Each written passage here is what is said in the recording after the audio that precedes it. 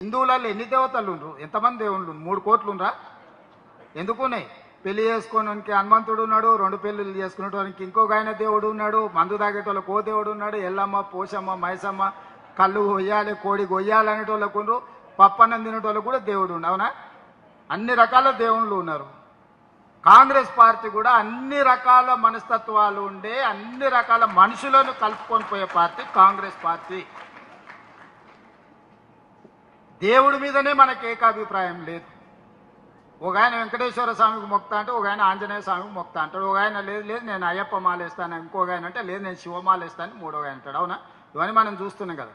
దేవుళ్ళ మీదనే మనకు ఏకాభిప్రాయం తీసుకురాలేకపోయినప్పుడు రాజకీయ నాయకుల మీద, జిల్లా అధ్యక్షుల మీద ఏకాభిప్రాయం ఉంటుందని నేను అనుకోను. కాకపోతే మంచి అభిప్రాయం అయితే ఉండాలి. మంచి అభిప్రాయం లేకపోతే ఇక అది మనకు ఉపయోగం ఉండదు. దయచేసి నిన్నటి వరకు మీరు ఎట్లున్నారని నేను అడగదలుచుకోలేదు. ఎన్నో ఏళ్ళ పరిణామ క్రమంలో కొందరు నచ్చుతారు, కొందరు నచ్చరు. ఒకసారి నమస్తే పెడితే పెట్టలేదను, మనం పెడితే వాడు పెట్టలేదు. జై శ్రీరామ్ అందరికీ. ఇంతమందుకు సీఎం రేవంత్ రెడ్డి గారు ఒక సమావేశంలో హిందూ దేవుళ్ళని, దేవతలని కించపరుస్తూ మాట్లాడారు.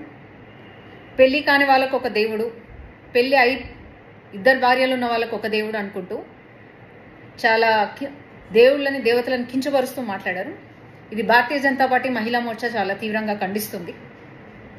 ఒక జూబ్లీ హిల్స్ ఎలక్షన్ గెలవగానే రేవంత్ రెడ్డి గారికి తలపోగ నెత్తి మీదకి ఎక్కినట్టుంది. ఎందుకంటే వాళ్ళ టోపీ తీసి పెట్టుకున్నారు కదా, ఆయన కూడా ముస్లింగా మారిపోయినట్టున్నాడు. ఎంఐఎం అంటే కాంగ్రెస్, కాంగ్రెస్ అంటే ఎంఐఎం అని ఏదైతే మాట్లాడిండో రానున్న రోజుల్లో తెలంగాణని మొత్తం కూడా, తెలంగాణలో ఉన్న హిందువులని మొత్తం కూడా ఆయన దగ్గరుండి మత మార్పిడి చేసే విధంగా ఆయన వ్యాఖ్యలు ఉన్నాయి.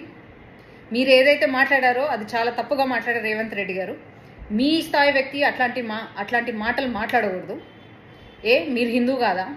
మీరు మొన్న గెలిచినప్పుడు అన్ని హిందూ దేవుళ్ళు తిరిగి మీ మొక్కు తీర్చుకోలేదా? ఎందుకు తిరిగి మరి హిందూ దేవుళ్ళ చుట్టూ? దర్గాలో గెలిచి అక్కడే మొక్కుకోవాల్సింది.